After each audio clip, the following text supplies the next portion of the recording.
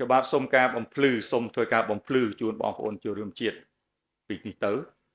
thả tí muối vì chi là chạ Campuchia dưỡng nấu bề ní màu ní ngày ní dưỡng bồm ban dọc phlớn vì chi là chạ thấy chôl một căn vì chi là chạ Campuchia ở trong bản đàn chiết là bỏ thể thành pi tì cứ ca dọc phlớn vì bản đàn chiết thấy một bản đàn chiết Campuchia cứ mình ban dọc phlớn tì cứ sổn hơi ca đây mình dọc phlớn vì bản đàn chiết thấy một chôl bản đàn chiết Campuchia cứ đời xa vì chi là chạ Campuchia dưỡng miên Akisani cục krònដើម្បីធ្វើការផ្គត់ផ្គង់ជូនគ្រប់ទីកន្លែងទាំងអស់ដែលភ្ជាប់ទៅនឹងបណ្ដាញជាតិរបស់ប្រជាណាចក្រកម្ពុជាស្អីទៅហៅថាបណ្ដាញជាតិដែលហៅថាបណ្ដាញជាតិគឺជាការភ្ជាប់ភ្លើងតង់ស្យុងខ្ពស់ចាប់ផ្ដើមពីតង់ស្យុង115 kV ដល់230 kV ដល់500 kV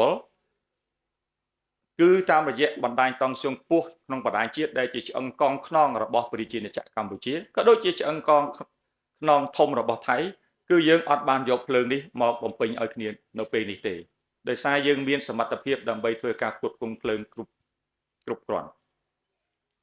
ដោយឡែកមានសហគមន៍តែ3ទេនៅក្នុងប្រជាណាចក្រកម្ពុជាដែលជាប់នឹងព្រំដែនដូចជាតំបន់ខ្លះនៃអូស្មាច់ដែលយកភ្លើងពីថៃតាមរយៈតង់ស្យុងមធ្យម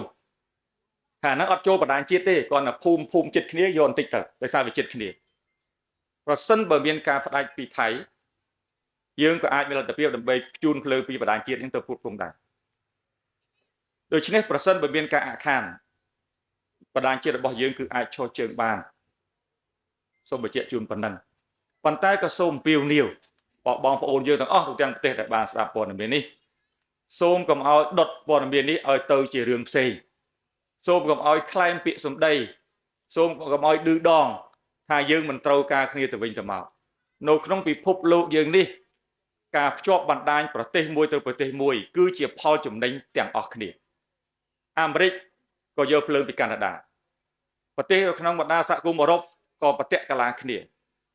ទោះបីជាមានការតឹងតែងព្រំដែនអីក៏នៅតែប្រើភ្លើងទៅវិញទៅមកនៅអាហ្វ្រិកក៏មានបណ្ដាញឆ្លងប្រទេសដូចគ្នានៅក្នុងអាស៊ានយើងក៏មានផែនការដើម្បីភ្ជាប់បណ្ដាញអគ្គិសនីអាស៊ានជាតិដូចគ្នា